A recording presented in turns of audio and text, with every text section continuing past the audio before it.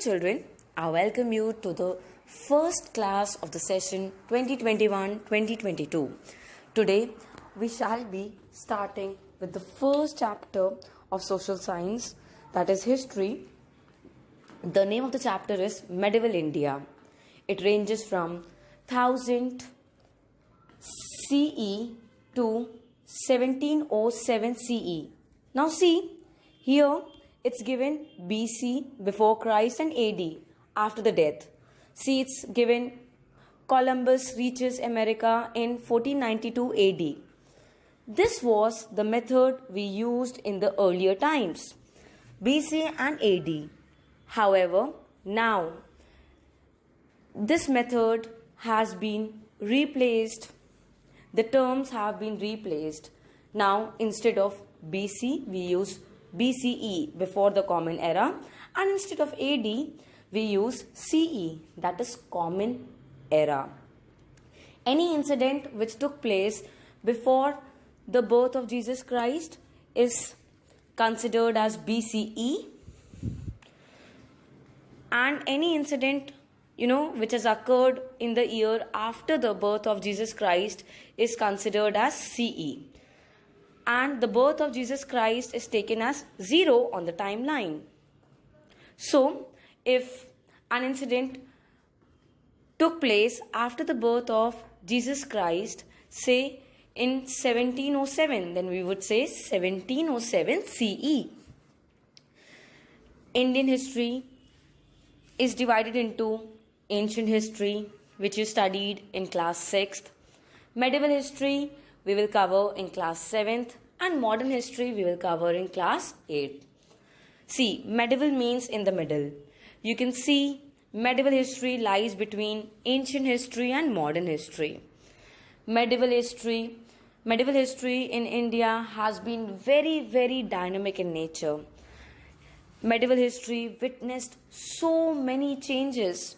And why there were changes? There were changes because the Turks, the Afghans, the Arabs, they all came to India. They all tried to capture different parts of India, and they brought with them their culture, their costumes, musical instruments, music, food habits. Now, medieval period ranges from 8th century to 18th century. See, if I say 8th century, that means the years would be in 700s. And if I say 18th century, the years would be in 1700s. We have discussed the same in the class also. Like if I say it's 2021. So actually we are living in the 21st century, right? Century year is always 1 year ahead of the two digits which are there in the beginning of the year. For example, if I say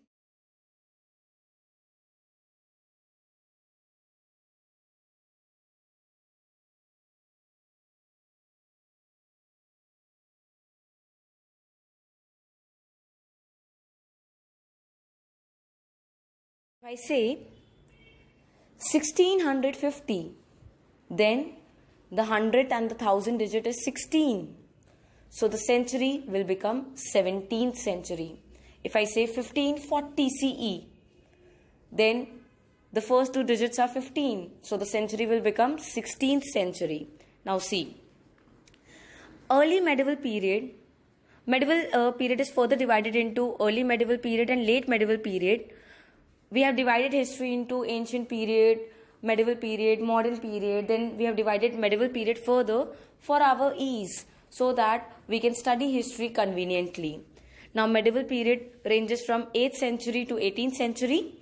That means years will be in 1700s, and for 8th century the years will be in 700s CE.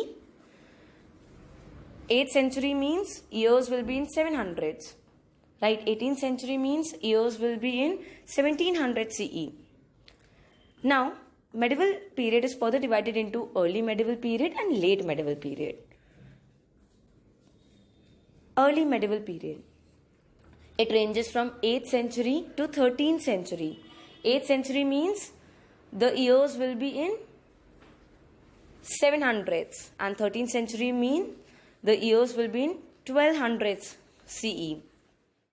Always remember, century year is one digit ahead of the number formed by the 100 digit and the 1000 digit. For example, if I say 1494 CE, that means 1494 Common Era after the birth of Jesus Christ. 1494. 1494 means 15th century. 1414, forget 94, the next two digits, and then just add 1 to it. Just consider 100 digit and 1000 digit and just add 1 to it. So if I say 1907, then 20th century. Okay, year 2020, just consider the first two digits, 20, and add 1 to it, 21st century. Year 2004, 21st century. Now, history is divided into ancient history, medieval history, modern history, so that we can conveniently study history. It is for our ease. And medieval history is also divided into early medieval and late medieval. Again for our ease. Early medieval ranges from 8th century to 13th century. 8th century, that means years from 700 CE to 1200 CE. And late medieval period ranges from 13th century to 18th century. That means 1200 CE to 1700 CE. Actually 1750 CE. Up till then we witness medieval period. Late medieval period. Early medieval period saw the rise of Palas, Pratiharas, Rashtrakutas after the death of Harshvardhan. And late medieval period witnessed the arrival of Afghans, Mughals, Turks, and they all brought with them their own culture, their religious beliefs, their faith, their costumes, their eating habits, and enriched India. So, early medieval period, which ranges from 8th century to 13th century, witnesses the rise of Palas, Pratiharas, and Rashtrakutas, Rajputs, and the late medieval period witnesses the arrival of the Muslim Empire, the arrival of Turks, Afghans, Mughals, who brought with them their own culture, traditions, and enriched India. India has been referred to as Jambudweep because it is surrounded by water bodies. Bharatvarsh because it has been ruled by Bharat, and also tribe called Bharat. Bharatvarsh, this word has been coined in Rig Veda also. Then the sacred book of the Parsis, the Zend Avesta, it calls India Sapt Sindhu, that means land of 7 rivers. Sapt Sindhu. Sometimes river Indus has also been referred to as Sindhu. Then when the French came to India, they called India as Inde. So they called Inde, and then finally it was the Britishers who coined the word India. So Hindustan, Bharatvarsh, Jambudweep, Sapt Sindhu, these all are synonymous to our country. Actually, the Persians, they could not pronounce Sindhu, so they called India Hindu. In fact, it is believed that the Arabs, the Afghans, when they came to India, they wanted to cross river Indus. They called river Indus Indu. But they could not pronounce I properly, and due to mispronunciation, they said Hindu, Hindu, and when they crossed river Indus, they finally said this is Hindustan. So, India is known as Bharatvarsh, as it is suggested in Rigveda also, Jambu Dweep. Then Sapta Sindhu, as suggested in the sacred book of the Parsis, the Zend Avesta. Then the old Persians, they also called Sindhu as Hindu, so they called the river Indus as Hindu, and our country as you know they tried to pronounce it as Sapt Hindu.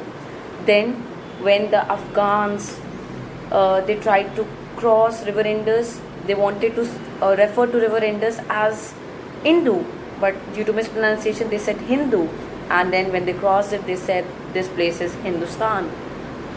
Then the French, they called it Inde, and then when the Britishers came, the English came, they called it India.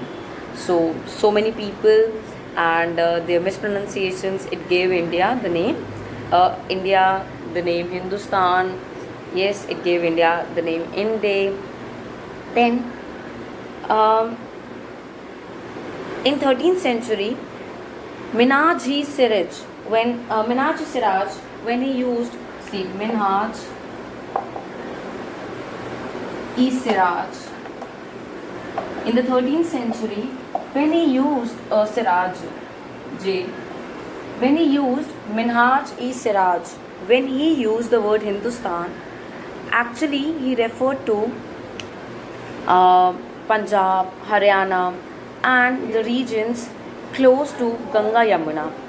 When he called, when he coined this word, when he used this word Hindustan, this person, Minhaj Siraj, when he used this word Hindustan, he referred to Punjab, Haryana, and the regions close to Ganga Yamuna river. Actually, people at that point of time were not clear what exactly Hindustan is. India was ruled by different rulers. India was fragmented into various parts, into various kingdoms, small kingdoms. Each kingdom was ruled by a different king. So they felt that the place which was ruled by their ruler was actually Hindustan. So Minhaj Siraj, he also suggested that the places, near river Ganga and Yamuna and Punjab, Haryana, they only comprised Hindustan. Then Babur, he expanded his territories, so he gave a wider definition of Hindustan. He also included different cultures, different geographical boundaries. Finally, it was the Britishers who gave the exact definition of Hindustan, who were able to explain. Actually, they were very, very systematic in nature, so they were able to draw a map, and they were able to tell what exactly Hindustan at that point of time comprised. What were the various territories which were included. So the others, when they talked of Hindustan, they talked only of the regions which were ruled by their kings. Babur, he expanded further, so for him the definition of, he expanded more territories, so for him the definition, got wider. So it was from their perspective. It was the Britishers who gave the exact definition of Hindustan, which at that point of time comprised Pakistan also, and the other territories also. So they made a proper map. They made a proper map, and they were able to tell the exact definition of Hindustan. They included all the territories which at that point of time belonged to India. So they were able to make a proper map, they were able to prepare a proper map, and they were able to give exact definition of Hindustan. They were able to encompass all the territories which at that point of time belonged to India. With this, I wind up the session of the day. Request all of you to take very good care of yourselves, not to be complacent, and in the next turn we shall complete the rest of the chapter. Thank you, and have a nice day ahead. Have a great day ahead. Take very good care of yourselves.